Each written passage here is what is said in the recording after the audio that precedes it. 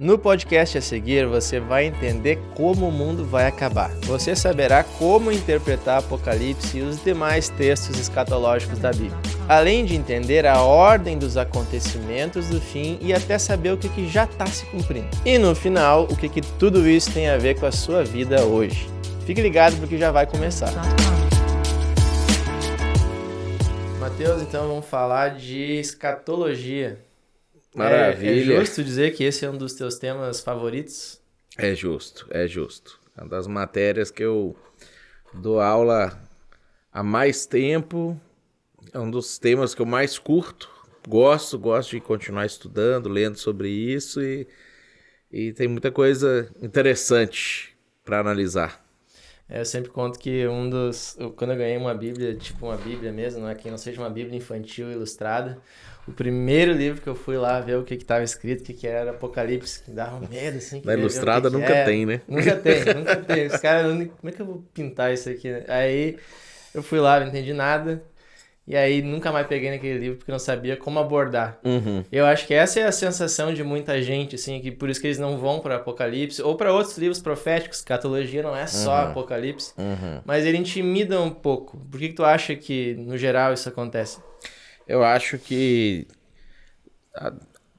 tem aspectos ali que as pessoas consideram também pouco práticos, né? Elas não sabem, tipo assim, tá, então eu descobri que vai ter ali um meteoro vai cair na Terra lá, o que isso tem a ver com minha vida hoje, né? O que eu faço com essa informação agora? Então eu acho que isso também é uma das razões que faz com que, inclusive, pastores ficam pensando, para que eu vou ficar estudando, aprofundando isso aí, se eu tenho que resolver ali o problema da minha igreja agora, as picuinhas ali das pessoas, eu tenho que achar uma forma de fazer minha igreja avançar aqui ou ali, não sei o quê. Então, normalmente, pela aparente aspecto pouco prático, ele acaba ficando um pouco de lado, assim, também. Igual os profetas, tipo Ageu, Zacarias, lá do Antigo Testamento, que o pessoal não vê muita praticidade no texto e acaba não explorando muito também. Sim, ou o pessoal se interessa a isso quando acontece alguma coisa no mundo, e aí os pastores começam a dizer, o fim tá chegando, o Apocalipse se cumprindo. Aí o pessoal começa, será que é? Vamos lá ver, o que será que diz? Porque quando a gente tá gravando isso daqui, faz uns 4 meses que aconteceu aquelas enchentes históricas aqui no Rio Grande do Sul. Ah, sim. Aí quando isso aconteceu, vários amigos meus não cristãos ouviram as pessoas falando que isso aí era Apocalipse se cumprindo, não sei o quê, porque tinha profecia. Aí vinham me perguntar, gente que nem de igreja era assim, eu ouvi falar, será que é? O que fala? O que diz? Então tem coisas que acontecem no cotidiano, no dia a dia, que faz as pessoas começarem a se perguntar, será que é o Apocalipse se cumprindo? Só que é aquela coisa, né? Passa o alvoroço inicial e como Apocalipse e textos escatológicos, eles são textos que, por ser de difícil compreensão, demandam um longo tempo estudando, analisando, etc. Aí isso não é o suficiente para gerar nas pessoas um desejo de aprofundar.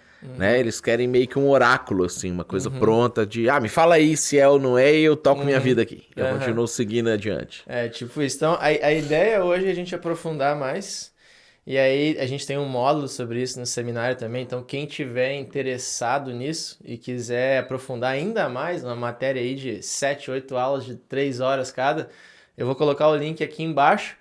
Mas a ideia hoje é a gente aprofundar isso, e aí eu separei uns vídeos aqui, algumas coisas que faz o pessoal começar a ficar falando assim, isso aí é o Apocalipse se cumprindo, agora isso aí vai virar a marca da besta, hein? Isso daí. Eu separei algumas coisas aqui, a gente olha e parte dali para depois ver o que é verdade, o que não é, e aprofundar em Apocalipse, o que é cada símbolo lá, o que a gente deve esperar do que vai acontecer no futuro e por que isso importa para nós hoje. Tá. Então, o primeiro vídeo que eu vou colocar aqui é um vídeo explicando o que é aquele chip na cabeça lá que o Elon Musk está criando, que ele promete que vai dar, o cego vai conseguir ver, o paraplégico vai voltar a andar, o cara vai poder interagir só pensando com o computador, e é um negócio meio que o pessoal fica com medo, assim, vai virar um ciborgue. E aí o pessoal fica falando se isso aqui pode ter alguma conexão com o Apocalipse de alguma forma. Eu vou botar um vídeo aqui para nós. Tá. Elon Musk, o homem mais rico do mundo, Também é conhecido por tentar façanhas um tanto exóticas. Como já apresentamos aqui no canal, ele planeja colonizar Marte e fazer turismo espacial. Mas, para muita gente, um dos planos mais ousados de Elon Musk é a empresa Neuralink. Atualmente, a Neuralink está trabalhando em 2 equipamentos. Um deles é um polêmico chip que seria implantado no crânio de uma pessoa. Segundo informações da empresa, o chip que está sendo desenvolvido é do tamanho de uma moeda. O segundo equipamento que está sendo desenvolvido é um robô capaz de implantar automaticamente o tal chip. Em janeiro do ano passado, a Neuralink publicou um vídeo com algumas informações sobre o tal robô. Elon Musk disse que a máquina poderia tornar a implantação do chip algo extremamente fácil. A tecnologia de interface neural aprimorada, como a do Neuralink, pode ajudar a estudar e tratar melhor condições neurológicas graves, como Parkinson e Alzheimer. Além disso, Musk diz que acha que a humanidade alcançará simbiose com a inteligência artificial. Isso por meio da tecnologia desenvolvida pela Neuralink. Ou seja, o chip poderá ser usado para fundir a consciência humana com a inteligência artificial. Are you testing on people right now? No, we're not testing on people yet, but I think it won't be too long. I think we may be able to implant a Neuralink in less than a year in a person, I think. I mean, you literally could fundamentally change the way human beings interface with each other. Yes. Yes. You wouldn't need to talk. I'm so scared of that, but so excited about it at the same time. Is that weird? Well, you'll be able to interface with each other in some sort of a non-verbal, non-physical way, where you will transfer data back and forth to each other without having to actually use your mouth and make noises. Exactly. How many years before you don't have to talk? If the development continues to accelerate, then maybe like 5 years, 5 to 10 years. That's quick. That's really quick. That's the best case scenario. No talking anymore in 5 years. Best case scenario. But 10 years more like it. E aí, isso aí foi um podcast gravado há mais ou menos 1 ano atrás. Nesse momento que a gente está gravando o podcast, já tem 2 pessoas com esse negócio implantado na cabeça e funcionando, jogando jogo de tiro só com a cabeça, só pensando, os caras paraplégicos que não podiam jogar nada antes. E aí o pessoal fica falando, eu vejo nos comentários, quando eu entro nessas nossas páginas, assim, o pessoal fica comentando, isso daí vai ser a marca da besta, o anticristo vai usar esse tipo de coisa, isso daí, transhumanismo, que negócio é esse? O que Apocalipse nos fala sobre esse tipo de coisa, sobre a tecnologia, sobre o sistema de controle do anticristo, a marca da besta, esse tipo de coisa, esse chip na cabeça? Pode ser alguma coisa que está ali em Apocalipse? Pode ser a marca da besta? Pode ser algum negócio? Então, a gente tem não necessariamente a Bíblia falando sobre isso, né? A Bíblia fala sobre uma marca que vai ser colocada na testa ou na mão, que vai fazer com que as pessoas não possam comprar nem vender se elas não tiverem aquilo ali. Então eu acho que é muito mais provável que seja uma transferência do cartão de crédito para o corpo humano do que necessariamente essa proposta do Elon Musk ali com o Neuralink, porque primeiro que pelo menos do jeito que está colocado ali, isso não vai na testa, isso vai dentro do crânio da pessoa, né? Lá no cérebro, vai colado no cérebro da pessoa. Segundo que não tem como colocar isso na mão, né? A marca da besta é literalmente na testa.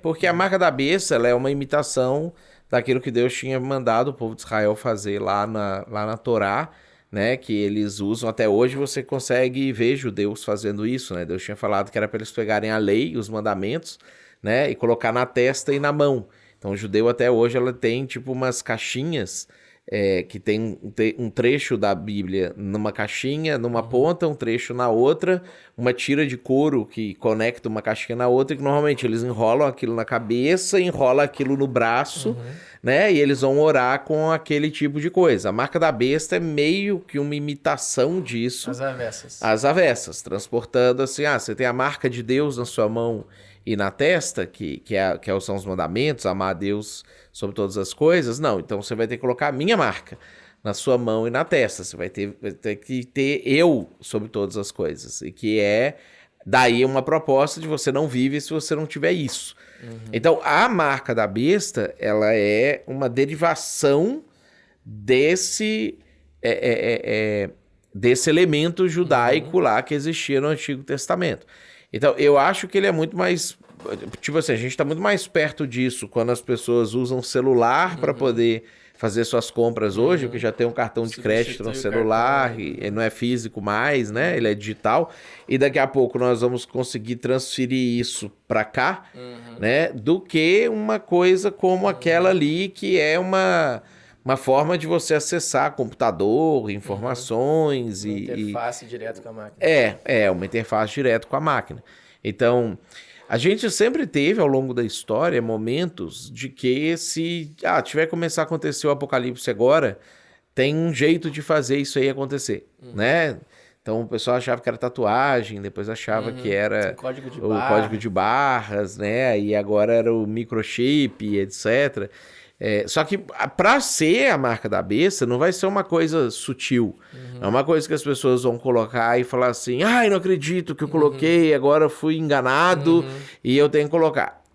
Quando isso acontecer, o anticristo ele vai pegar alguma da tecnologia que estiver existindo na época, que pode ser alguma dessas, e ele vai fazer uma coisa extremamente escancarada, tipo assim, cara, você tem que renunciar a Deus e você tem que me adorar. Um juramento de fidelidade. Exatamente. E a forma, tipo, o benefício que você vai ter é, toma, eu te dou isso aí, você pode comprar e vender. Se você não tiver isso, você não pode. E aí, se eu te pegar sem isso também, você vai ser executado.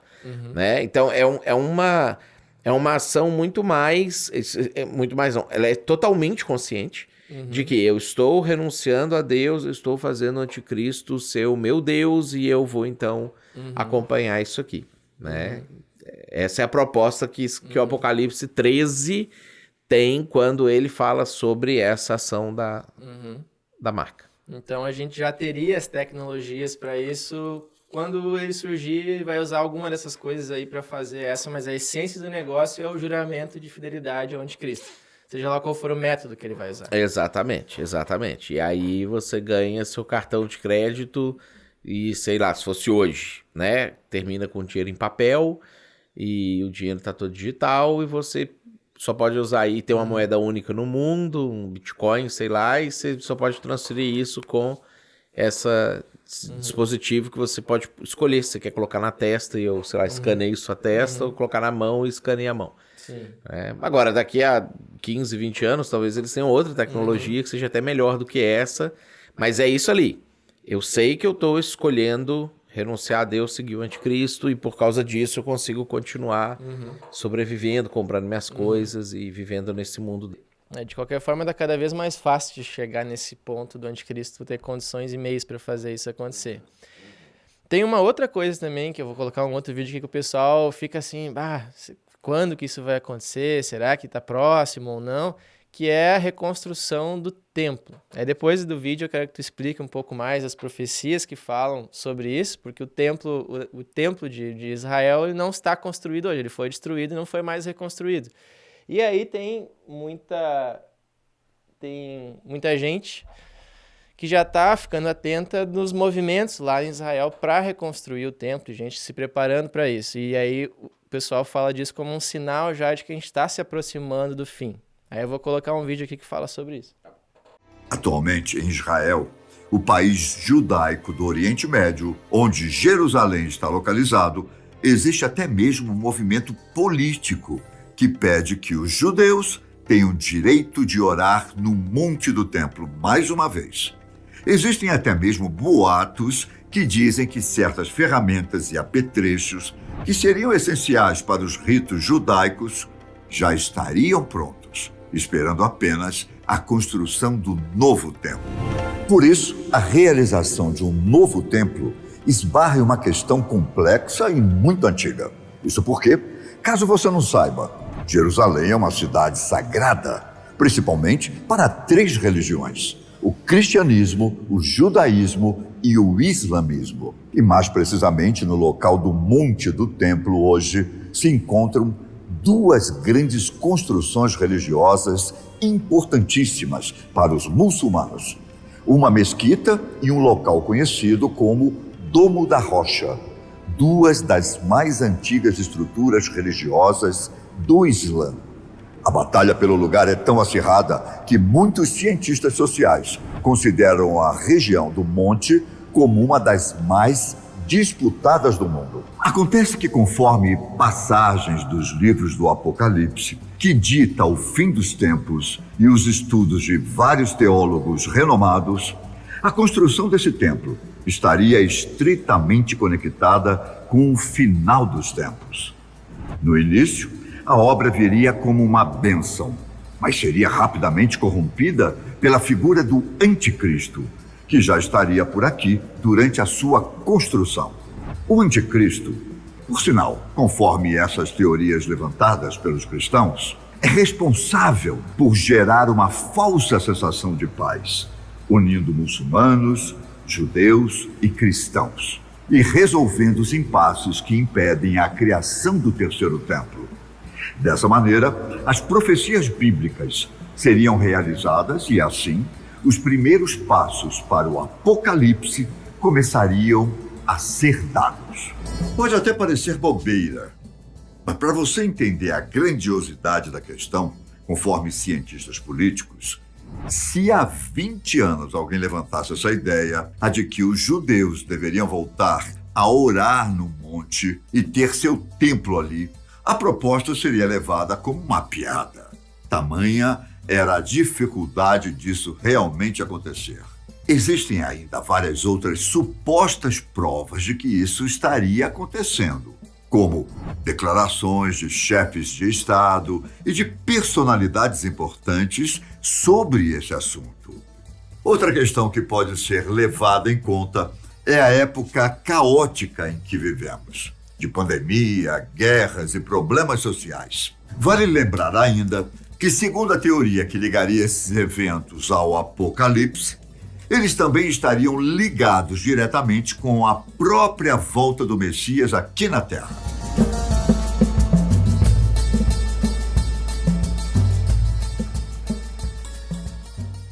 Então, Matheus, aí 2 perguntas, né? O que a Bíblia fala sobre a reconstrução do templo? Quando que isso vai acontecer? Isso vai ser antes do anticristo surgir, depois? Qual o significado disso? E o que tu sabe sobre o quão próximo isso está de acontecer, o quão possível já é disso acontecer agora lá em Israel? O que tu poderia nos dizer sobre isso? Tá. Primeiro, eu acho que é importante, tem pessoal que está ouvindo, que às vezes gosta de escatologia e estuda, né, em diversos autores, etc., dizer que existem basicamente tem várias linhas escatológicas, mas 2 macro, especificamente sobre esse assunto.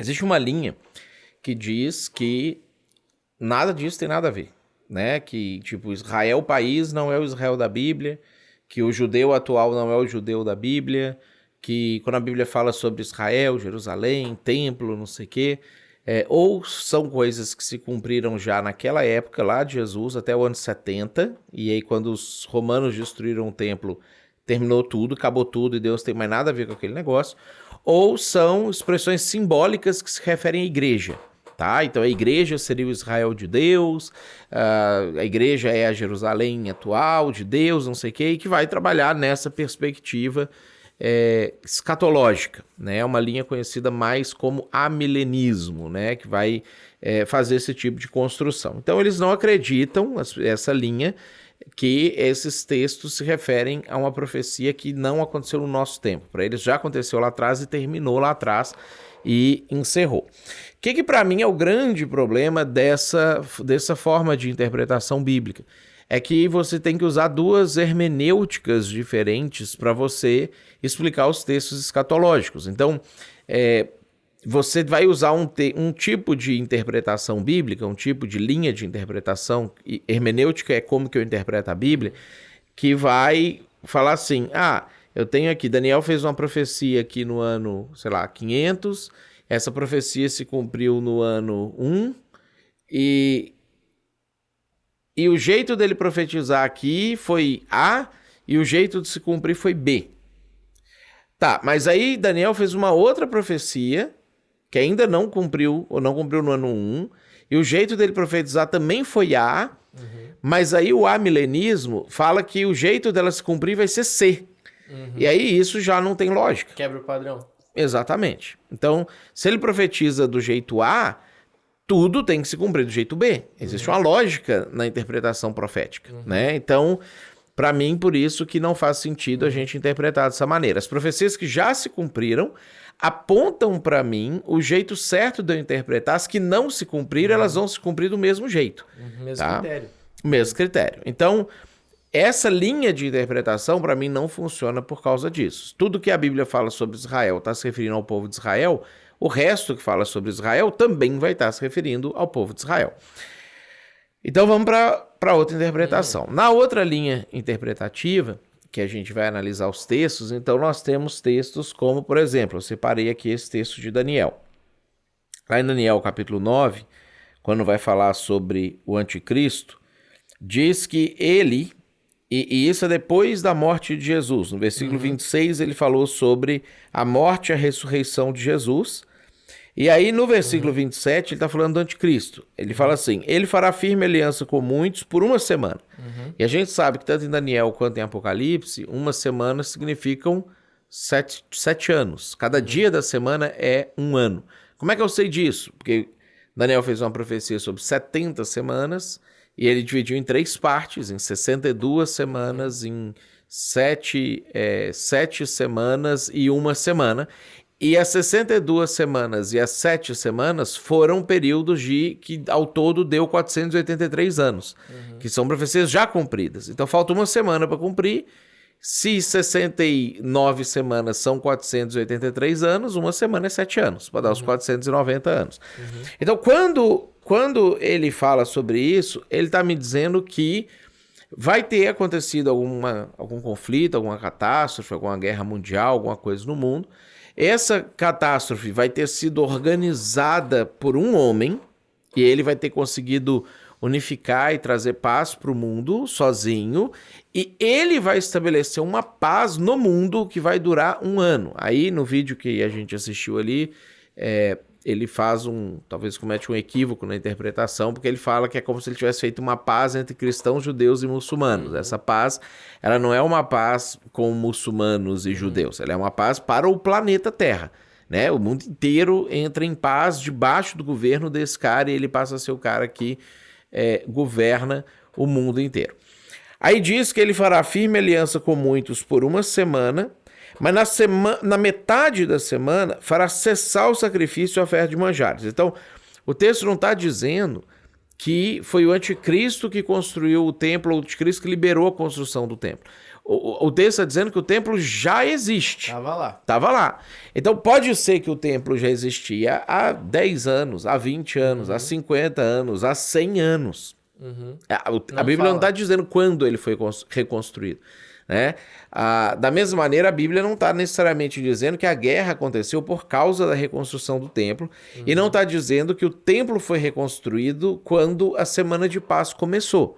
Então, todos esses elementos, eles passam a ser inferências. Pode ser que a causa da guerra vai começar porque Israel vai destrói aquele troço lá e constrói o templo em cima e os muçulmanos se rebelam e o mundo vai... Pode ser. Pode ser outro caso? Pode ser outro caso. Pode ser que o Israel já destruiu, já construiu o templo, a guerra já aconteceu, já acabou, já tinha, 50 anos que não tinha problema nenhum, aquilo tá lá, e aí estourou uma outra guerra por outra razão, e aí o anticristo fez a paz? Pode Tá? Então nós não podemos cravar que a razão da guerra que gera essa paz vai ser isso ali. Lá em Apocalipse, quando a gente vê os selos sendo abertos, e Mateus capítulo 24, quando Jesus fala sobre essa mesma situação, Jesus fala que vai levantar nação contra nação, reino contra reino, haverá fomes, terremotos em vários lugares.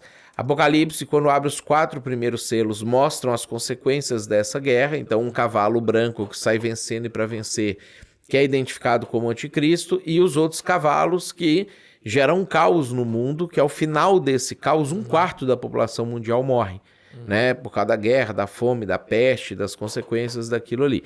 Então, quando a Bíblia mostra ou traz essa situação para nós, o texto de Daniel 9 vai continuar dizendo assim. Então, ele fará cessar o sacrifício e a oferta de manjares, sobre a asa das abominações virá o assolador, até que a destruição que está determinada se derrame sobre ele.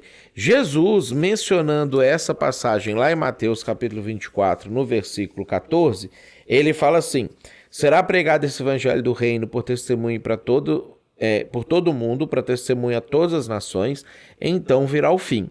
Quando, pois, virdes o abominável da desolação, de que falou o profeta Daniel no lugar santo, quem lê entenda, então a Jesus vai falando várias coisas que termina no versículo 21, falando, porque nesse tempo haverá grande tribulação, como desde o princípio do mundo não tem havido e nem haverá jamais. Então, o que Daniel e Jesus contam para nós? Que o templo vai estar construído. E que vai haver uma ação específica durante o governo do anticristo no mundo, quando ele estiver reinando sobre o mundo, de entrar no templo e provocar a sua profanação. Então essa ação de profanação e destruição do templo já aconteceu diversas vezes. Aconteceu com Nabucodonosor, aconteceu com o Antíoco Epifânio, aconteceu com os romanos, e ela vai acontecer de novo.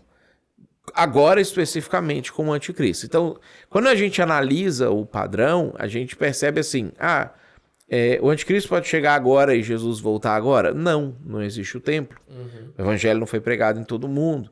Então, existem profecias que precisam se cumprir.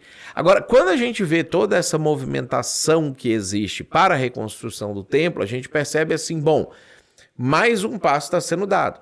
Há 100 anos atrás, era inimaginável existir a nação de Israel. Estamos falando nem de templo, né? E ninguém pensava, e muito da teologia escatológica que foi escrita, dizendo que a igreja era o Israel de Deus, os judeus não, foi escrito porque as pessoas pensavam assim, nunca mais vai existir um país chamado Israel, nunca mais vai existir uma nação judaica, né? Judeu é uma raça de gente que vive por aí, e muitos dos reformadores eram antissemitas também, então eles nem gostavam de judeu. E Lutero tem aquelas cartas terríveis lá que ele escreve, inclusive, mandando matar, espoliar os judeus. E então eles nunca iam pensar que está falando do povo especificamente, né? Aí, em 1948, surge o Estado de Israel da noite para o dia, cumprindo inclusive uma profecia bíblica. Então, surge, mas nunca vai haver um templo. Agora a gente já vê que não, já está muito próximo de ter, é muito possível ter. Inclusive, isso que ele fala ali no documentário é verdade. Boa parte do material já está pronto, as ferramentas para construir o templo estão prontas, porque não pode ser feito com qualquer ferramenta, tem que ser um tipo específico que Deus manda lá no Antigo Testamento, na Torá, para ter, né? As vacas vermelhas lá, as novilhas vermelhas para o sacrifício já existem, elas já estão sendo criadas lá em Israel, elas não existiam um tempo atrás, agora estão sendo criadas lá em Israel, que são as novilhas para a purificação do templo quando ele for reconstruído, né? Então, todas essas, vamos dizer assim, todas as coisas para o templo já estão prontas e eles conseguiriam reconstruir rapidamente. Só que tem que destruir aquela mesquita lá e com certeza quando destruir vai ser um catástrofe lá por Oriente Médio, né? Então esse tipo de coisa meio que nos mostra, vai acontecer, né? A Bíblia está cumprindo, mas não é hoje, não é amanhã, não é esse ano, isso... Mas tá avançando. E aí, Mateus, já que tu deu vários elementos aí da sequência de acontecimentos, vamos tentar montar esse relógio do fim do mundo aí, pra gente entender a ordem dos acontecimentos, pra gente conseguir identificar, cumpriu. Esse outro negócio que cumpriu também. Se a gente for montar tudo que a Bíblia traz, você citou Mateus 24, Apocalipse, Daniel, se a gente for pegar e misturar eles e ver o que eles montam de quadro geral, qual que é a sequência de eventos que a gente deveria esperar em escatologia? Assim, como é que o mundo começa a acabar? Quais as condições para esses eventos começarem a acontecer e depois qual a sequência que eles vão ir seguindo? Como é que a gente entende? Começa a ter conflitos mundiais, começam a estourar aqui e ali, começam países a se ameaçar, e aí essas ameaças vão ficando cada vez mais sérias, até que vai eclodir uma guerra mundial, e mundial mesmo, né? Igual as duas guerras mundiais estavam mais concentradas na Europa, né? Vai literalmente afetar o mundo inteiro. Enquanto essas guerras estão estourando e acontecendo, a igreja começa a ser perseguida, e é perseguição mesmo, não é uma perseguição de tipo, o crente é feio, o crente é bobo, tipo, é proibido ser crente, se a gente pegar a gente vai te matar, a ponto de que os vizinhos vão estar entregando cristãos, familiares vão estar entregando cristãos, e eles vão ser perseguidos, e a igreja vai ser proibida de existir, vai ter que existir de forma clandestina. Então essas guerras acontecem, as perseguições acontecem, o evangelho termina de ser pregado no mundo inteiro. Todas as etnias recebem a comunicação do evangelho sobre quem é Jesus para poder tomar a decisão em relação a isso ou não. Aí essa guerra que vai explodir, ela pode durar meses, pode durar anos, ela pode durar 1 ano, pode durar 20 anos, a gente não sabe quanto tempo.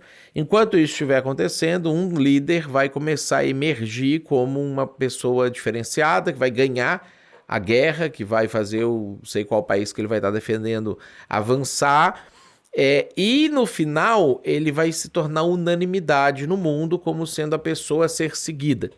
Então, e que vai ser o anticristo. O anticristo ele pode já estar existindo há 1 ano, há 20 anos, há 30 anos, a gente não sabe quanto tempo, ele já vai estar governando o país dele, já pode estar governando uma região específica do mundo, mas aí vai chegar um momento que ele vai fazer uma aliança com o mundo inteiro de 7 anos, tipo assim, me deixem governar 7 anos, que em 7 anos eu resolvo tudo, né? Resolvo tudo o quê?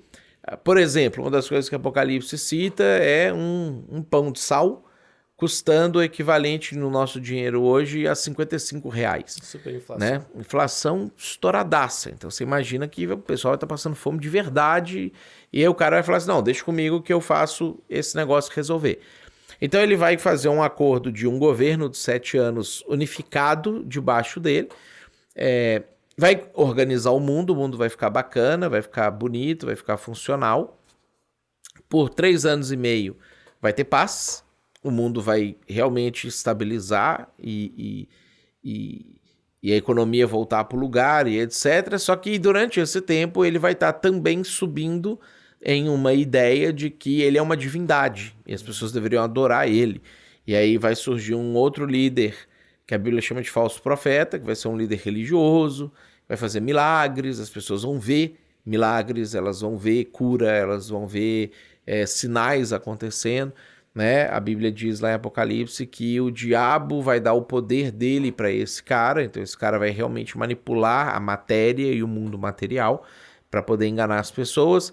E aí culmina no final dessa primeira parte do governo com ele estabelecendo uma regra. Agora só pode comprar e vender quem tiver minha marca, que é o que a gente acabou de falar sobre a marca da besta. Os cristãos vão se recusar e os judeus vão se recusar. Então, por causa da recusa dos cristãos, a perseguição vai seguir em frente e intensificar, e aí entra uma grande tribulação. E por causa da recusa dos judeus, Israel vai ser atacado. E o anticristo vai entrar em Jerusalém, vai atacar Israel, mas ele vai ser repelido ali e perder essa primeira batalha, esse primeiro embate ali. Então ele profana o templo, mas depois é expulso de Jerusalém. E por 3 anos e meio, Deus vai proteger o povo de Israel, a igreja vai ser perseguida, e aí entram aquelas catástrofes mencionadas em Apocalipse, chamado de trombetas e taças.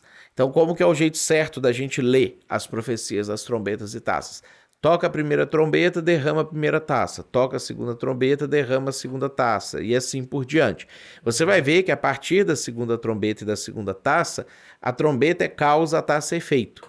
Uma coisa está sempre relacionada à outra e está acontecendo em sequência em relação a uma e outra. Então, toca a segunda trombeta, segunda taça, terceira trombeta, terceira taça, assim vai. Ao longo de 3 anos e meio, o anticristo está perseguindo a igreja e Deus está perseguindo o anticristo. Está pesando a mão sobre o reino do anticristo. Vai ver que várias pragas que aparecem ali só afetam os seguidores do anticristo. Mais ou menos parecido com o que acontecia com o povo de Israel no Egito, quando as 10 pragas chegaram e não afetavam o povo de Israel, só afetavam os egípcios ali.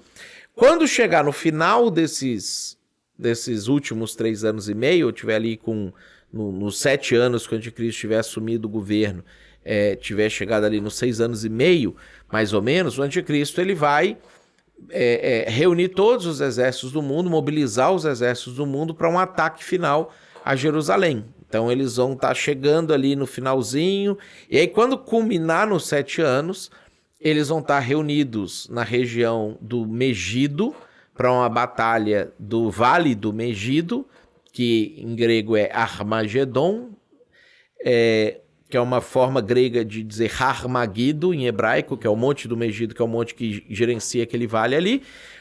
Quando isso acontecer, eles forem atacar Jerusalém, Jesus volta. E a Bíblia diz que Jesus volta como? Primeiro aparece o sinal dele no céu.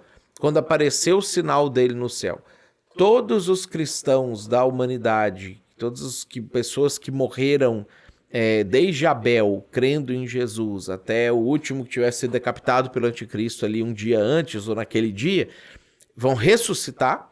Então as almas que estão lá no céu voltam para a terra, o corpo é restabelecido, a alma entra de volta dentro do corpo, eles vão ressuscitar, aí vai estar todo mundo vivo e juntamente com aqueles que estão vivos ainda, cristãos que seguiam Jesus e não tinham sido mortos, vão ser levados para o céu, vão ter o corpo transformado para um corpo glorificado, que não se corrompe, que não morre mais, vão ser levados para o céu e vão se encontrar com Jesus. Nos ares, nas nuvens aqui, não é no céu escatológico, não é no céu na outra dimensão, é nesse céu aqui que a gente enxerga, encontra com Jesus no céu, Jesus volta, pisa lá no Monte das Oliveiras, racha o monte no meio, vai jorrar uma água e um troço assim, e ele vai lá no Vale do Megido e mata todos os soldados do anticristo que estavam seguindo ele, pega o anticristo e o falso profeta e lança eles vivos no Lago de Fogo, no Guiena, que é um inferno que ainda não foi inaugurado, né? Inferno,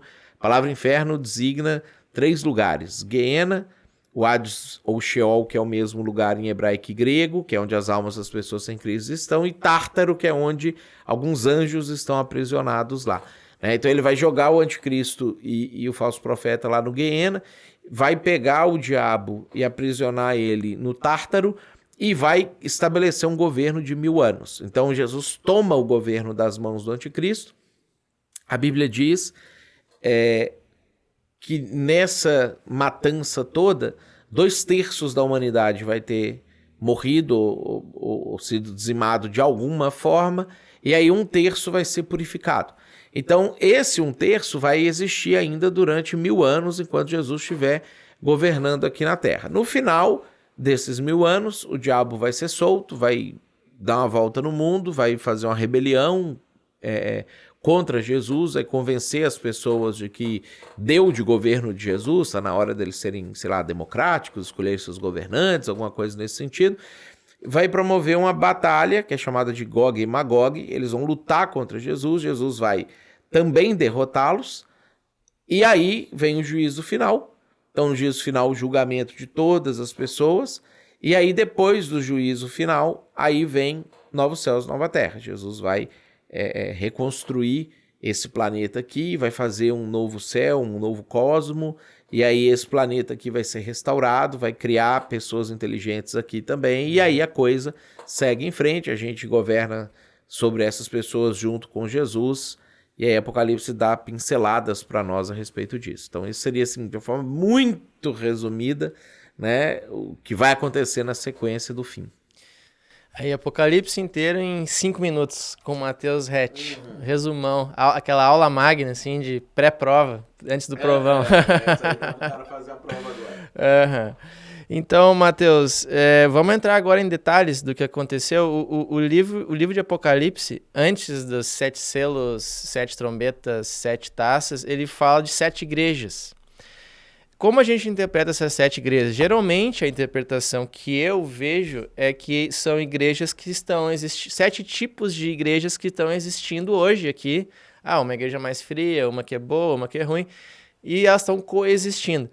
Tem outro tipo de interpretação que vai enxergar essas 7 igrejas como 7 momentos da igreja ao longo da história. Que critérios a gente usa para definir qual dessas interpretações é a correta e o que a gente pode tirar de sentido dessas 7 igrejas? Para mim faz muito sentido interpretar as 7 igrejas, na verdade, como 7 fases que a igreja cristã iria passar. Então, quando a gente vai olhando essas igrejas e vai comparando com a história da igreja, a gente consegue ver muitas semelhanças. Por exemplo, a igreja de Éfeso como a igreja dos apóstolos, que foi a igreja que vivenciou ali, experimentou, né, conviver um pedaço com o próprio Jesus, depois com os próprios apóstolos de Jesus, que tinham aquele vigor, aquela garra, aquela coisa de nós vamos ganhar o mundo inteiro, mas que depois desacelerou.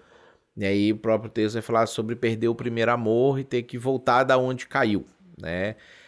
Depois você vai ter ali a igreja de Esmirna, como sendo a igreja perseguida. Fala que ele vai ficar perseguido por 10 dias. E nós temos na história da igreja, no período dos primeiros séculos, 10 grandes perseguições, que nós consideramos como perseguições que atingiram o mundo inteiro. Não era perseguição só numa cidade, ou só num país, ou só numa região. Foram as 10 grandes perseguições romanas, quando o cristianismo era proibido pelo Império Romano e todos os cristãos eram perseguidos. Então você tem a perseguição de Nero como a primeira, a de Domiciano, a de Adriano, a de Marco Aurélio, e aí você conta, vão ser 10 grandes perseguições. Depois tem a igreja de Pérgamo, que você vai perceber que é a igreja quando ela começa a se unir com o Estado. A doutrina dos Nicolaítas é uma igreja que começa a ser mais institucionalizada, e aí a institucionalização faz com que a igreja abra mão de alguns princípios, alguns valores cristãos e apostólicos para poder atender a necessidade que o Estado tem, né? E aí você vê Jesus criticando aquilo ali. Aí depois você tem a igreja de Tiatira, que claramente é a igreja católica no período da idolatria, né? Vai falar sobre a igreja adotar ali as práticas de Jezabel, se prostituir como ela se prostituiu, comer as coisas sacrificadas aos ídolos, etc. Então, uma igreja que era essencialmente monoteísta e que rejeitava os ídolos romanos, gregos, celtas, germânicos e etc., de repente ela assimila essas divindades e cria os santos ali para poder fazer uma relação de correspondência com aqueles santos. Aí você tem a igreja de Sardes, que é a igreja que tem nome de que está vivo, mas está morta. E aí você faz uma comparação com a igreja protestante, principalmente a igreja que vem da reforma protestante, que surge as grandes igrejas como a luterana, né, as igrejas de linha calvinista e etc., anglicana, que são igrejas que se propuseram uma reforma, que se propuseram uma vida, mas hoje são igrejas mortas. Você vai perceber ali, são igrejas que são voltadas para uma própria manutenção, para o clube social que elas se tornaram. Tanto que nessas igrejas existem movimentos de renovação, movimentos de tentar trazer vida de novo para a igreja, às vezes até descamba para alguns exageros ali de espiritualidade meio forçada, mas você vê que é uma tentativa que as pessoas pertencentes a essa igreja de olhar para as suas igrejas e dizer assim, cara, minha igreja morreu, né? A própria linha da teologia liberal, que entra via igrejas reformadas e luteranas e da escola de teologia alemã, que matou a igreja e continua matando todas as igrejas que abraçam a teologia liberal, são igrejas que têm nome de que estão vivas, mas estão mortas, né? Aí depois tem a igreja de Filadélfia, que é aquela igreja que Jesus ele fala, parece que você tem pouca força, mas você está guardando meu nome, você ama, você realmente está fazendo aquilo que precisa fazer, que precisa acontecer, que sinaliza para nós igrejas que estão espalhadas aí pelo mundo, que estão vivendo, estão amando, estão seguindo o evangelho de Jesus, estão fazendo a coisa acontecer, né? Estão efetivamente cumprindo a missão que a igreja tem para cumprir. Então você vai ver isso espalhado por várias igrejas evangélicas, vários movimentos evangélicos, que aí são de fato os movimentos de vida e amor. E a última igreja lá, a igreja de Laodiceia, que é a igreja que nós poderíamos trabalhar como a teologia da prosperidade / teologia do coaching, né? Que é essa coisa de eu estou rico e abastado e não preciso de coisa alguma. E aí Jesus fala, na verdade você é pobre, miserável, cego e nu. Aconselho que de mim compres ouro, roupas, colírio. Ou seja, é a igreja que enriqueceu. E aí ela agora, tudo é dinheiro, e ela fala que as pessoas precisam ganhar dinheiro, as pessoas precisam chegar, você é cabeça e não cauda. E a teologia da prosperidade fez isso na segunda metade do século XX, início do século XXI de uma forma, e a teologia do coaching tem feito isso de uma outra forma, esse evangelho triunfalista, positivista, que você sempre vence, sempre chega lá, que Deus fez você é o centro, você é especial, você é tudo. Então a gente percebe quando estuda as igrejas do Apocalipse, fases da igreja cristã que coincidem muito, encaixa com aquilo ali. E aí você vai percebendo, se o texto de Apocalipse é um texto escatológico, é um texto que fala sobre as coisas que vão acontecer, ele vai buscar desde o que estava acontecendo lá na época de João e vai caminhar ao longo da história para o que vai estar acontecendo quando o fim chegar. Então a gente percebe assim, as primeiras 3 são fases da igreja como um todo, as últimas 4 fases das igrejas que existem no mundo hoje, né? Então hoje você tem a católica, a protestante morta / teologia liberal, que só existe ali para cumprir um papel, a evangélica protestante que de fato abraça e vive as pessoas na sua fé sincera, amam e querem ver a coisa acontecer, e a protestante evangélica que foi para teologia, prosperidade, coaching, triunfalismo, positivismo, e todas as igrejas que existem no mundo hoje encaixam em uma dessas 4 categorias. Você consegue fazer isso bem fácil. Então a principal força desse argumento é esse encaixe mesmo. E a gente estaria na 7ª igreja, então? Nós estaríamos existindo nessas 4. Então tem igreja na Tiatira, tem igreja que é Sardes, tem igreja que é Filadélfia, tem igreja que é Laodiceia. Nosso esforço é tentar ser Filadélfia, né? Tentar fazer com que as nossas igrejas, as nossas comunidades locais sejam como a de Filadélfia. Mas eu vou olhar para o lado e tem uma Tiatira aqui, eu vou olhar e tem uma Sardes ali, tem uma Laodiceia ali. Se eu não cuidar, eu posso virar Sardes, eu posso virar Laodiceia. Aí vem os nossos desafios, né? Não quero interromper o seu podcast, é só um recadinho perguntando se você já viu os nossos cursos gratuitos disponíveis no nosso site. Se você está curtindo esse podcast, eu garanto que você vai gostar dos nossos cursos também, vai poder aprofundar muito lá. Então, clica no link aqui no QR Code ou na descrição aqui embaixo e dá uma conferida. Agora, bora de volta ao podcast. E aí, Matheus, como é que a gente lê Apocalipse? Como é que a gente entende ele? Tem várias coisas em Apocalipse que descrevem, parece que Deus lá no céu, e tem um templo lá, e tem os 4 seres viventes, e tem os anciãos, e 24 pessoas, e os anjos, e eles fazem coisas lá, e pegam não sei o que de fogo, e tem uma arca lá, e tem um monte de coisas que ele está descrevendo lá. Essas coisas, templos, seres, são coisas simbólicas que têm algum sentido espiritual, ou concretamente ele viu como é que é lá no céu, e é assim que é lá no céu, e as coisas que eles fazem no céu desembocam em alguma coisa aqui. Quanto é simbólico, quanto é literalmente uma descrição do mundo espiritual no céu. O capítulo 12 e 13 de Apocalipse são trechos simbólicos, né? Ele fala, eu vi uma mulher que dava à luz, eu vi um dragão que tentou comer o filho, que a mulher estava dando à luz, aí não conseguiu, porque Deus levou ele para lá, e a mulher foi para o deserto, veio uma água, o dragão tentou matar, não conseguiu, foi tentar matar o restante dos filhos da mulher. Aí depois ele fala, eu vi uma besta que emerge do mar, uma besta que emerge da terra, e tinha os chifres, não sei o que. Então, esses trechos, eles são simbólicos, tá?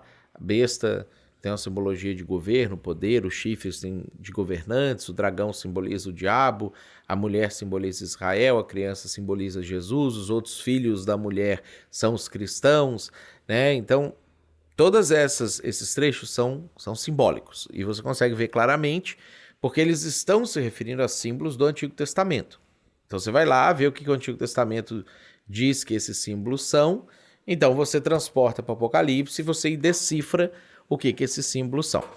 Agora, quando João vai lá, ele fala assim, eu fui lá e eu vi um trono, eu vi quem estava sentado no trono, eu vi os anjos, eu vi os anciãos, eu vi os seres viventes, isso não são símbolos. Isso aí, João foi transportado para o céu e lá no céu ele enxergou isso.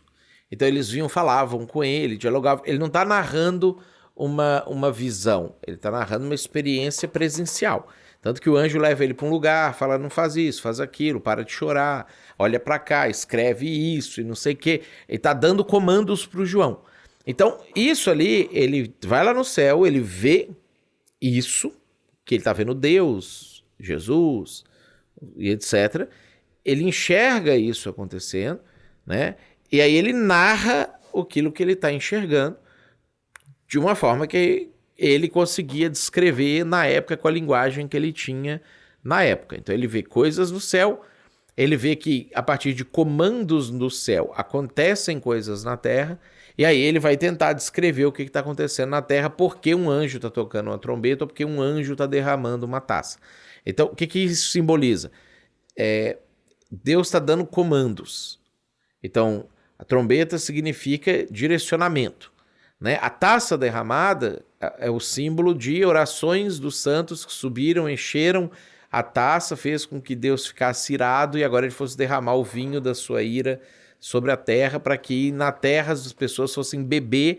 E aí isso tem uma referência com quando o povo de Israel faz o bezerro de ouro e Deus manda queimar o bezerro, moer aquilo ali, jogar na água e dar para as pessoas beberem e elas adoecem, né? Então eles estão bebendo a ira de Deus por conta do pecado que elas cometeram. Então tudo isso tem uma correlação com aquilo que aconteceu no Antigo Testamento. E aí vai apontando para nós, isso aqui não está acontecendo naturalmente. O ser humano tomou uma decisão, isso aqui aconteceu. Não, Deus decretou que isso ia acontecer aqui na Terra. Aí João vê o decreto, vê a consequência do decreto aqui. Perfeito. E aí avançando um pouquinho mais, né? Tu citou rapidamente ali o anticristo, né? Vamos pensar nessas figuras que aparecem ali, o anticristo, besta, falso profeta. Quem são essas figuras? O anticristo falou que ele é um ser humano. Então, o falso profeta também é? Da onde que sai? O Satanás possui ele, mas ele é um ser humano possuído por Satanás. E o falso profeta, quem que é a besta? Como é que a gente entende quem são essas figuras? A Bíblia não fala assim, que foi possuído. Provavelmente em algum momento alguns momentos vai acontecer essa possessão, como aconteceu com Judas, né? Quando o diabo entrou em Judas para levar Judas a trair Jesus. O anticristo é uma pessoa, é um ser humano normal ali, que vai nascer normal, crescer normal e vai assumir esse papel e desempenhar esse papel. O falso profeta é a mesma coisa, é um ser humano normal que vai nascer e vai se desenvolver e vai assumir esse papel. Então, quando chegar a hora, pessoas que viveram a vida normal, nasceram, foram crianças, né, foram para a escola, trabalharam, tiveram as suas carreiras sendo desenvolvidas, vão ser pinçados para desempenhar esse papel. E a Bíblia diz que o diabo vai dar do poder dele para o falso profeta fazer sinais e prodígios e etc. E para levar as pessoas a adorarem o anticristo.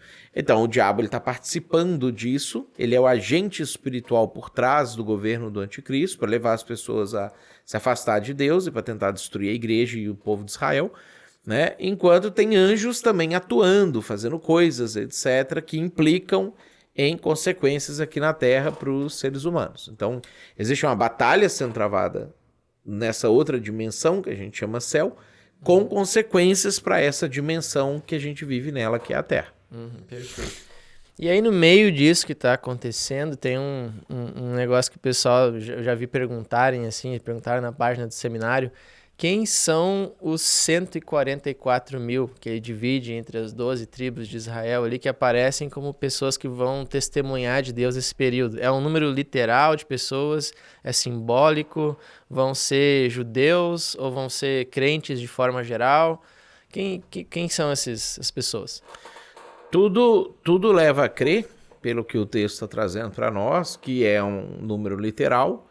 São 12 mil pessoas de cada tribo de Israel, exceto a tribo de Dan, que vão ser escolhidos para poder falar de Jesus para os judeus, né? Então a gente vai ver assim, enquanto o anticristo está aqui organizando as coisas no mundo, etc., Israel está meio que blindado, assim, está meio que protegido. Os judeus estão ali, estão vivendo, estão naquele medo de... o cara já veio aqui, conseguimos expulsar, mas ele vai voltar, está organizando o mundo, etc., vai ter tido ali um período de profecia das duas testemunhas, que vai ter sido antes do anticristo ser expulso de Jerusalém, que eles também vão ter profetizado, vão ter feito alguns sinais, né? Algumas linhas de interpretação diz que era Moisés e Enoque, Elias e Enoque, porque Elias e Enoque não morreram, eles foram arrebatados e estão lá sendo preparados para voltar, e aí eles vão morrer naquele dia. Outros que eram Elias e Moisés, né, por conta do tipo de coisa que eles fizeram. Moisés não faz sentido, porque Moisés já morreu, né, então faria sentido ele voltar para poder fazer aquilo ali, morrer de novo, porque aqueles caras vão morrer e ressuscitar. Eu particularmente acho que não é nenhum dos três, porque eu acho que eles já estão na eternidade com o corpo glorificado, então eles não vão voltar para cair e morrer, eles não são mortais. Para mim vão ser duas pessoas especiais que Deus vai escolher e dar a capacidade, assim como João Batista veio no espírito de Elias, esses caras vão vir no espírito de Elias e Moisés para poder serem as testemunhas de Deus, mas são os seres humanos normais que Deus vai escolher naquela época para fazer. Então, além desses caras, vão ter 144 mil pessoas andando ali por Israel pregando, evangelizando, alcançando as pessoas, falando de Jesus, não sei o quê. Por quê? Porque a Bíblia diz que quando Jesus for voltar, lá em Zacarias, diz que todo o Israel vai olhar e vai prantear ele e vai aceitar ele. Paulo fala lá em Romanos 11 que todo Israel será salvo. E quando todo Israel for salvo, isso será vida dentre os mortos. Ou seja, Paulo explica que quando Israel for salvo, a ressurreição vai acontecer. E a ressurreição a gente sabe que vai acontecer no dia do arrebatamento também. Né? Então, essa circunstância, essa situação, ela está conectada, a conversão do povo de Israel está conectada com a volta de Jesus. Um evento simultâneo. Né? Evento simultâneo. Então, como que isso aconteceu? Esses caras ficaram pregando ali para o povo de Israel entender, porque... Tipo, se hoje, do nada, parece Jesus, o judeu não sabe que ele é Jesus, que é o Messias que vai vir. Porque o judeu não conhece o Apocalipse. Ele não conhece essas histórias aqui que a gente conhece. Então, eles vão ser evangelizados para quando essas coisas acontecerem, eles vão crer e aceitar Jesus. Isso aí facilita para a gente imaginar como é que vai ser na cabeça do judeu quando isso estiver acontecendo. E aí eu quero te fazer uma pergunta. Como é que vai ser na cabeça das pessoas, de forma geral, enquanto esses eventos estiverem acontecendo? Que pistas a Bíblia dá? Elas vão ter a percepção de que existe uma batalha de deuses acontecendo, que o anticristo tem um poder por trás e que existe um Deus que está lutando contra. Elas vão ter essa percepção, as coisas vão acontecendo, elas vão sofrendo sem sacar o que está acontecendo. A Bíblia não detalha isso, tá? Mas ela dá a entender que sim, que as pessoas vão perceber isso, porque várias vezes lá no Apocalipse fala que depois que Deus derramava algum tipo de praga, fala assim, ainda assim as pessoas não deram glória, ainda assim as pessoas não se arrependeram, ainda assim elas blasfemaram contra Deus, ou seja, elas ficaram xingando Deus, né? Então dá a entender, e tem um momento lá que as pessoas vão se esconder e falar assim, ai de nós porque vai vir a ira do Cordeiro. Ou seja, dá a entender que as pessoas vão ter uma consciência religiosa, que elas vão entender que existe um Deus dos cristãos ali, dos judeus e etc., que está fazendo umas coisas aqui no mundo, mas o Deus delas é aquela ali que está combatendo esse Deus, e talvez, como acontecia, a minha impressão é que como acontecia lá com o povo de Israel no Egito, que os egípcios, eles ficavam assim, o Deus dos hebreus está fazendo isso. Aí, não, pede o nosso Deus para fazer também. Tanto que alguns milagres eram replicados, né? Moisés faz ali a vara virar cobra. Aí o faraó chama lá os Janes e Jambres e eles fazem também virar cobra. Aí o Moisés toca lá no rio e vira sangue, o rio Nilo. Aí o faraó chama os Janes e Jambres e aí eles fazem a água virar também. Então, existia uma disputa que fazia com que os egípcios se convertessem em massa a Deus. Que eles ficassem assim, não, nosso Deus também faz, não, nosso Deus também dá conta. Então, o que dá a entender é que esse cenário vai se repetir em larga escala, as pessoas vão estar assistindo e falando assim, tá, o que o Deus dos cristãos vai inventar dessa vez? Porque esse Deus e eles vão estar xingando Deus e falando mal, com raiva, não sei o quê. Aí o Deus faz uma coisa, e, o Deus dos cristãos trouxe mais uma praga lá, ó, transformou o mar em sangue. Aí o anticristo resolve o problema. Ele é o nosso Deus, esse é o nosso Deus, o anticristo é nosso Deus. Aí o Deus dos cristãos faz outra coisa. Então, é isso que, até que o anticristo vai falar assim, não, vamos lá destruir os judeus, que a gente destrói o Deus dos cristãos. E o povo vai seguir, o povo vai acompanhar e vai estar atrás disso ali, né? Então, é isso que, embora não forneça muitos detalhes, é isso que a Bíblia vai sinalizando para nós que está acontecendo. E, Mateus, agora uma pergunta polêmica. O arrebatamento, a Bíblia dá pistas sobre se ele vai acontecer antes da tribulação, no meio da tribulação ou depois? A igreja vai passar por tudo isso ou ela vai ter sido tirada antes? Que eu vejo muitas interpretações no círculo evangélico que a igreja vai ser tirada antes. E aí como é que a gente consegue interpretar isso biblicamente? Assim, é muito evidente na Bíblia que a igreja passa pela tribulação e o arrebatamento acontece no final da tribulação. Então, assim, não é nenhuma questão que deveria ser motivo de debate. Por que virou e é polêmico? Porque lá no século XIX, alguns teólogos americanos criaram essa doutrina de que o arrebatamento era antes para poder, entre aspas, tirar os Estados Unidos da jogada. Já que todo mundo nos Estados Unidos supostamente era crente, então antes dessa confusão acontecer, Deus vai tirar e aí o anticristo tem liberdade para poder fazer o que ele quiser no mundo, né? Hoje a gente já vê que os Estados Unidos deixou de ser um país cristão, né? Então ele pode estar presente aí apoiando o anticristo bem tranquilamente. A gente vê pelas preferências eleitorais dos americanos ultimamente, né? Então quando você olha pro texto bíblico, né? Você vai ver, por exemplo, Jesus lá em Mateus 24, ele fala no versículo 21, nesse tempo haverá grande tribulação. Lá no versículo 29, logo em seguida a tribulação daqueles dias, no versículo 30, aparecerá no céu o sinal do Filho do Homem, todos os povos da terra se lamentarão, verão o Filho do Homem vindo sobre as nuvens do céu com poder e muita glória, e ele enviará os seus anjos com grande clangor de trombeta, os quais reunirão os seus escolhidos os quatro ventos de uma ou outra extremidade dos céus. Ou seja, arrebatamento está acontecendo aqui. Tanto que é isso que eu li o versículo 31. Lá no versículo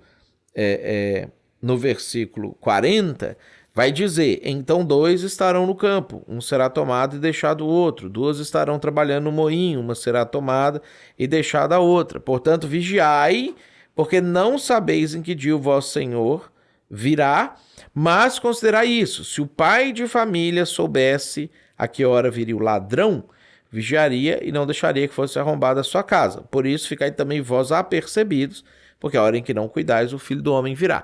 Jesus se compara a um ladrão e compara o arrebatamento a um ladrão que vem de noite e, se o cara não está vigiando, ele é roubado, né? Então, é semelhante com as outras parábolas ali do 25, capítulo 25, da parábola das virgens, que umas cuidam, outras não, umas dormem, outras mantêm um óleo ali, etc. E umas entram, outras ficam de fora. Lá em Apocalipse, essa expressão e a única referência de arrebatamento que tem no livro de Apocalipse é no capítulo 16, versículo 15. Quando João está escrevendo ali sobre os preparativos para o Armagedon, já foi tocada a sexta trombeta, foi derramada a sexta taça e vai ser tocada a sétima trombeta, que é a última trombeta. Aí, quando vai ser tocada a sétima trombeta, no versículo 15, Jesus abre um parênteses na fala de João, como se ele entrasse no meio da conversa e falasse assim, eis que venho como vem o ladrão, bem-aventurado aquele que vigia. Por quê? Porque vai ser tocada a sétima trombeta, e a sétima trombeta ele volta e arrebata a igreja. Então ele fecha o parênteses e conta, então se reuniu num lugar que chama Armagedon, então o anjo tocou a 7ª trombeta e depois derramou a 7ª taça. Paulo, em 1 Coríntios 15, diz que ao ressoar da última trombeta, os mortos ressuscitarão incorruptíveis e nós, os vivos, seremos transformados. Né? Então, todos os textos bíblicos que falam sobre isso, fala que é no final. Tem uma passagem lá em Apocalipse capítulo 3, quando está falando da igreja de Filadélfia, que fala assim, se você for fiel e guardar a minha palavra, eu guardarei você da hora da provação que há de vir sobre o mundo inteiro. Que é o principal texto que eles utilizam para poder dizer que o arrebatamento é antes, porque a igreja vai ser guardada da hora da tribulação que vai vir sobre o mundo inteiro. Ainda tem uma outra linha que diz que vão ter 2 arrebatamentos. Vai ter esse arrebatamento e vai ter o arrebatamento da volta de Jesus, para tentar justificar por que tem esse texto aqui, por que tem outro arrebatamento acontecendo lá. Só que quando o povo de Israel estava ali no Egito, guardar da provação não era tirar o povo antes de derramar as pragas. Era derramar as pragas e não derramar sobre o povo. Então, guardar da hora da provação é Deus prometendo para a igreja que, vocês não vão ser atingidos. Só que, e aí, depois no resto do Apocalipse, fala que o anticristo foi lhe dado que lutasse contra os santos e o vencesse. Então, eles estão aqui. Fala que tem gente com a marca da besta, mas tem gente com a marca de Deus sobre a testa. E aí nas pragas fala que não era para ferir quem tivesse a marca de Deus, só o que tem a marca da besta. Então a igreja está aqui, os crentes estão aqui, o Espírito Santo está aqui, ele não sai. Né? Nessa linha diz que o Espírito Santo é retirado da terra quando tem o arrebatamento e depois fica 7 anos. Nós sabemos que as pessoas só se convertem por ação do Espírito Santo. Então se o Espírito Santo foi retirado da terra, ninguém se converteria mais. Né? Então, tem várias incoerências em acreditar que o arrebatamento é antes, e todo o texto bíblico é muito claro em dizer que o arrebatamento é depois, é no final da tribulação. É um texto contra vários outros textos. E aí tu tocou um pouco no assunto, o que vai acontecer com a igreja nesse período? Tu já falou que vai ter uma escalada de hostilidade antes disso começar a acontecer, e depois vai ter o anticristo perseguindo a igreja. Mas daí, como que isso vai acontecer? Deus vai proteger a igreja, mas tu também citou que vai ter um momento em que foi dado ao diabo vencer os santos. E aí, como é que ele vai dividir a atenção dele entre perseguir Israel e perseguir a igreja? Deus protege Israel, protege a igreja também. O que eles vão passar nesse período? A igreja ela vai ser protegida de praga. Tipo assim, lá tem uma trombeta lá que é tocada, se não me engano é a 5ª lá, a 4ª, a 5ª. A 5ª, que vem uns gafanhotos lá e fere as pessoas, elas ficam 5 meses sofrendo, não conseguem morrer, mas é um sofrimento angustiante. E aí quando derrama a 5ª taça, fala que os homens remordiam a língua de tanta dor que eles sofriam. Mas fala que isso é só quem não tem o selo de Deus sobre a testa. Ou seja, a igreja está sendo protegida disso. As pragas de Deus, os castigos de Deus, a ira de Deus derramada sobre a terra não afeta a igreja. Mas, na semelhança do que acontecia quando o povo de Israel estava no Egito, o faraó persegue o povo. Então o anticristo persegue a igreja. Então as pessoas vão estar sendo mortas, vão estar sendo aprisionadas, vão estar perdendo seus bens, vão ter que fugir, igual foi com o cristianismo no começo, igual é até hoje com cristãos na China, países muçulmanos, na Coreia, em alguns países africanos, né? Para eles não vai mudar nada, eles vão falar assim, só segue a vida normal, sempre foi assim.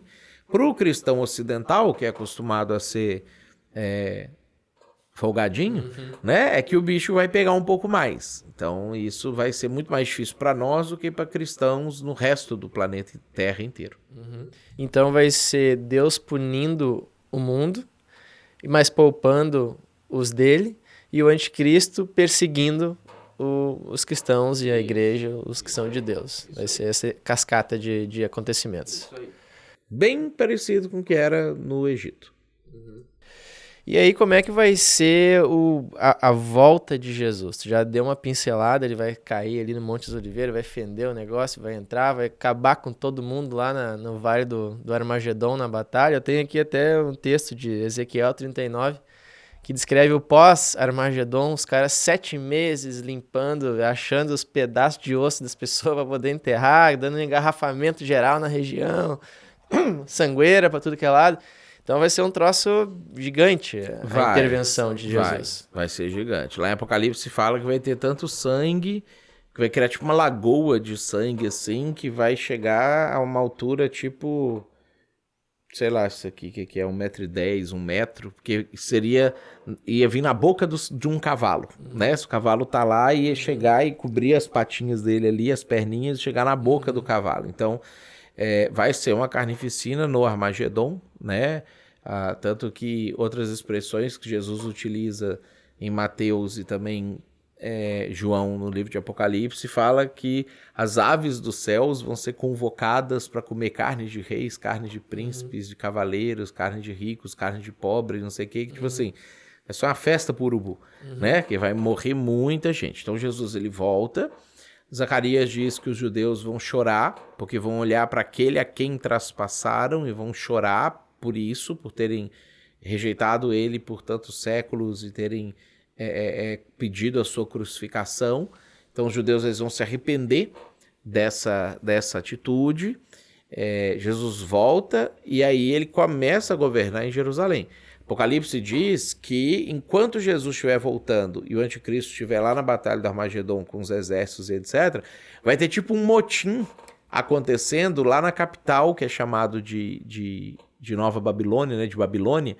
Vai estar acontecendo um motim na Babilônia, que é a capital da onde o anticristo governa, que isso vai inclusive facilitar politicamente para Jesus assumir o governo, porque Jesus vai governar a terra fisicamente de Jerusalém, mas ele vai governar a terra. Então, o anticristo unificou os sistemas de governo, eles vão pegar toda a tecnologia, o banco de dados, as informações que já existem unificados aqui e vão transferir para a nova capital, né? Então, isso vai estar acontecendo lá na capital, essa invasão, eles vão tocar fogo na capital, destruir a capital, e aí Jesus assume o governo do mundo, e aí o resto do mundo agora passa a seguir Jesus ao invés de seguir o anticristo. Então Jesus vai meio que usar o sistema que o anticristo já tinha criado para ele agora, quando ele volta. Tipo isso aí. E a gente tem alguma pista de que nações vão estar envolvidas nessa batalha? A Bíblia fala assim, dá alguma alusão de quem vai vir da onde? Não, porque diz que todas vão. Todas? Todas. O mundo inteiro, o mundo inteiro. Então, fala, por exemplo, o Rio Eufrates vai secar para os países lá do Oriente, Índia, China, vir para cá, né? Eles vão reunir, né? Fala que vai ser uma convocação a nível mundial, o mundo inteiro vai enviar os seus soldados ali, os seus representantes para poder atacar Jerusalém. E vai estar todo mundo focado lá, então todas as televisões lá, o pessoal lá com o celular, o Neuralink instalado na cabeça, fechando o olho e assistindo ali, né? E talvez com o Neuralink vai ser até mais literal ainda a ideia que fala que todo olho verá, né? Porque se você tiver um acesso ao YouTube na sua cabeça, que basta você fazer assim e pensar, quero ver o YouTube, e começa a enxergar automaticamente aquilo, as pessoas vão estar filmando Jesus voltando. Então o cara tá aqui no Brasil, o cara tá na África, o cara tá nos Estados Unidos, onde é que ele tiver, né, Starlink aí mandando internet pro mundo inteiro via satélite, e o cara assistindo ao vivo Jesus voltando. Então isso, que na época era um pouco difícil de entender como que todo olho verá, se o cara tá morando em outro país e Jesus tá voltando em Jerusalém, então como é que...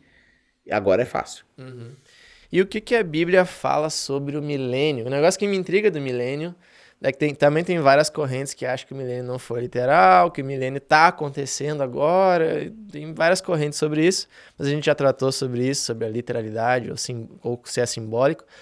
Mas o milênio, Jesus vai ficar fisicamente, literalmente, em Jerusalém, governando o mundo inteiro. E aí Ezequiel vai falar lá das festas que ele vai reinstituir, vai trocar algumas por outras e vai convocar as nações para irem. Quem não foi vai ser amaldiçoado. Isso tudo vai acontecer literalmente com Jesus sentadinho ali num trono.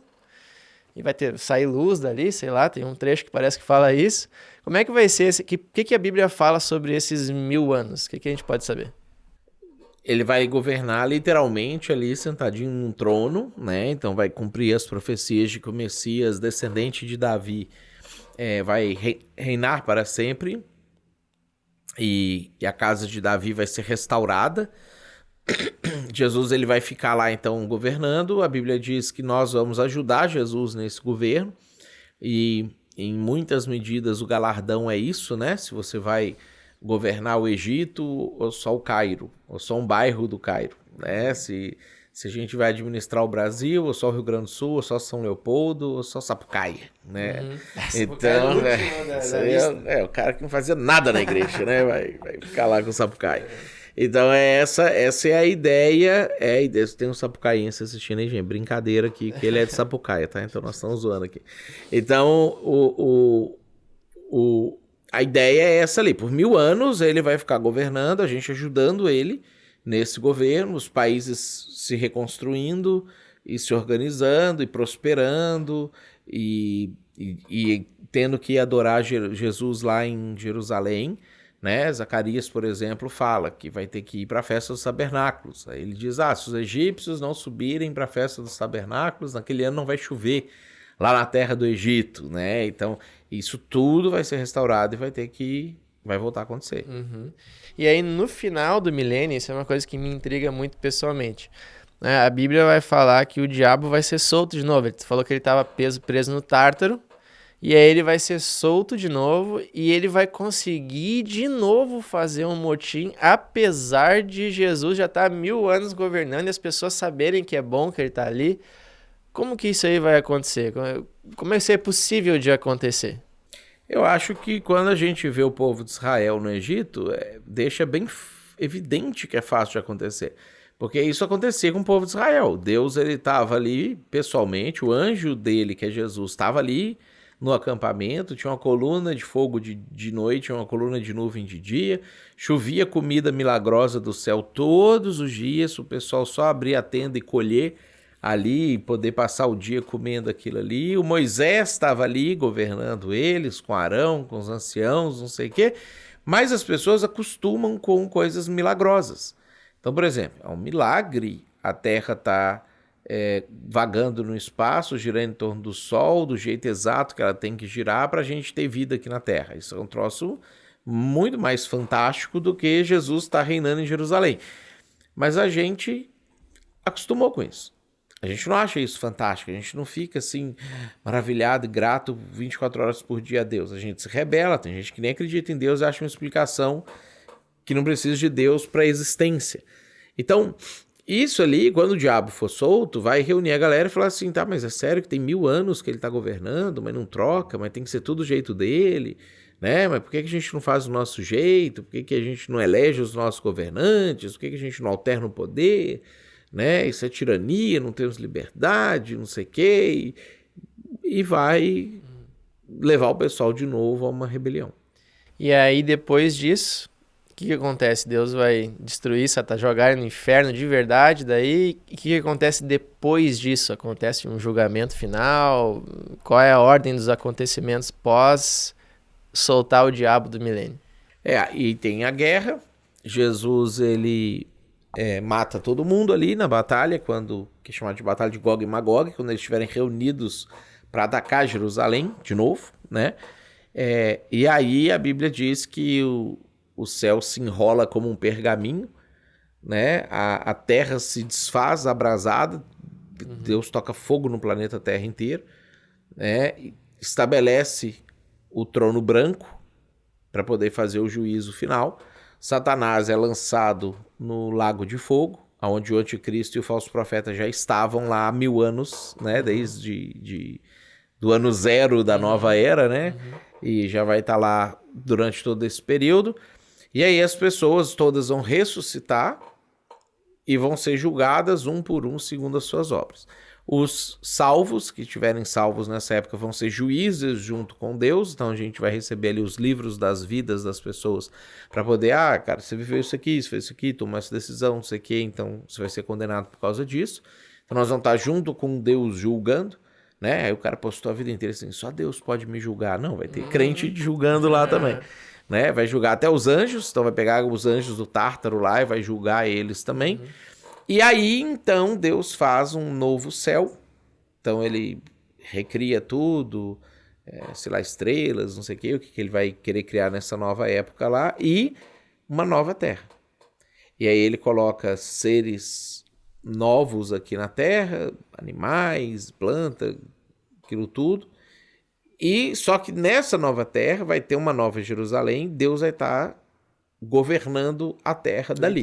Literalmente, fisicamente. E vai ter seres inteligentes, e o texto diz que esses seres também vão pecar, vão fazer os erros deles lá, e etc. E aí vai ter um novo éon, né? Uma nova era ali existindo. Mas daí, nessa nova Jerusalém, ninguém peca. Mas lá fora da Jerusalém, que vai estar aqui nesse mundo, o pessoal vai pecar. Então vai ter duas zonas, literalmente, no mundo, assim, dois setores.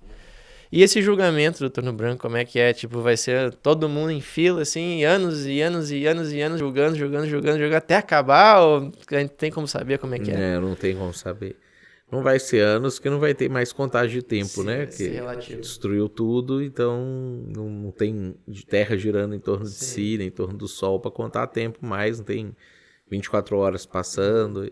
Talvez vai ser mais rápido, porque vai ter um monte de gente ajudando no julgamento, né? Então, sei lá, se cada um julgar 100, não sei se a proporção de salvo é 1 para 100, pois é. Né? 1 para 500, 1 para 1000. Então, o pessoal vai estar ajudando também ali. Vai ter um julgamento, vai ser longo, né? E vamos fechar esse capítulo da história, encerrar esse capítulo para poder começar um novo. Certo. E aí, como que lições, né, tu tiraria de Apocalipse para nós hoje? O que Apocalipse pode dizer para nós? Além, claro, de eu conseguir discernir os tempos, mas o que mais eu consigo tirar de Apocalipse? Ou por que eu deveria me preocupar e estudar Apocalipse e os outros textos que envolvem escatologia? Apocalipse traz muita coisa sobre como Deus pensa, como Deus sente, como Deus age. Então isso me ajuda a entender que Deus também está pensando hoje. Então, por exemplo, o pessoal fala assim, o Deus do Antigo Testamento era diferente do Deus do Novo Testamento. Não, Apocalipse está no Novo Testamento e Jesus, ele não está lá bonzinho assim, aceitando tudo, ele está lá quebrando pau. Então é o mesmo Deus. Então no Antigo Testamento Deus tinha momentos de amor, momentos de ira. No Novo Testamento, Deus tem momentos de amor e momentos de ira. Então, isso só me comprova a unicidade da narrativa bíblica e a continuidade do comportamento de Deus. Aquilo que Tiago falou, que Deus não muda e nem tem sombra de variação nele, é muito evidente, porque Apocalipse é Novo Testamento. A guerra, tá tudo acontecendo lá igual acontecia no Antigo Testamento. Também me ajuda a entender que Deus tem o controle da história nas suas mãos. Então, eu não preciso ficar com medo, que vai vir um meteoro e destruir a Terra, vai vir uma bomba atômica e destruir tudo, vai vir uma coisa... Não, Deus está controlando a história para um determinado objetivo, para um determinado fim. Isso vai se cumprir. Então, isso me traz segurança para eu continuar vivendo aqui. Então, se Deus controla toda a história humana, Ele também controla a minha história pessoal. Então, eu faço uma comparação disso, poxa, se Deus consegue fazer isso tudo, Ele também pode cuidar de mim. Né? O Apocalipse me traz a perspectiva de que o sofrimento faz parte da existência aqui na Terra. Então, eu não vou me insatisfazer com o sofrimento e achar que é uma injustiça, ou que se eu amar Deus não vai ter sofrimento.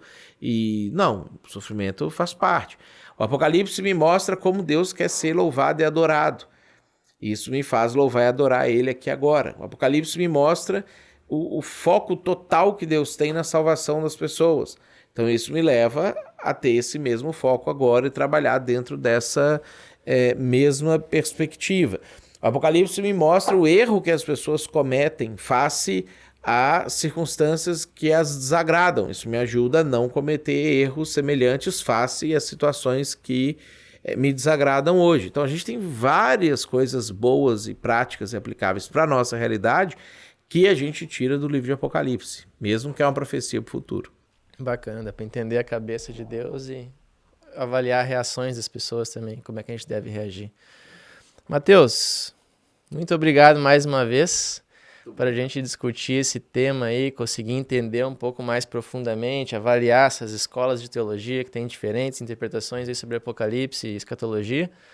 Eu curti muito o papo, acho que o pessoal que está ouvindo aí também curtiu muito. E aí quem quiser pode fazer a nossa cadeira de escatologia aí completa. Eu vou deixar o link aqui embaixo, onde você estiver assistindo vai ter o link embaixo para você poder comprar o curso se você quiser aprofundar e ter mais aí de 6, 7 aulas de várias horas aí com o Mateus, podendo aprofundar cada coisa que a gente discutiu aqui. Alguma palavra final sobre esse tema aí antes de a gente encerrar, Mateus? Eu acho que a palavra final daria para a gente deixar o versículo, né, do capítulo 1 de Apocalipse, versículo 3. Bem-aventurados aqueles que leem e aqueles que ouvem as palavras da profecia e guardam as coisas nela escritas, pois o tempo está próximo. Né? Então, você quer ser bem-aventurado? Leia, escute e guarde, que você vai ser bem-aventurado. Acho que com essa daí a gente pode encerrar então, Mateus. Obrigado. Valeu. E até a próxima, pessoal. Valeu. Gostou desse vídeo e gostaria de saber mais sobre o nosso seminário? Nele você aprenderá ferramentas práticas de liderança e aconselhamento, teologia aprofundada a partir de uma perspectiva judaico-cristã que se aproxima muito mais do contexto original onde a Bíblia foi escrita do que qualquer outra tradição cristã contemporânea. E ainda conhecerá tudo o que há de mais atualizado sobre apologética, aprendendo a responder questões difíceis sobre a fé cristã, articular ciência e Bíblia e interpretar as ideologias dos nossos tempos. Aqui na descrição você encontra um link com mais informações. E não se esquece de se inscrever no canal e deixar a sua curtida aqui nesse vídeo.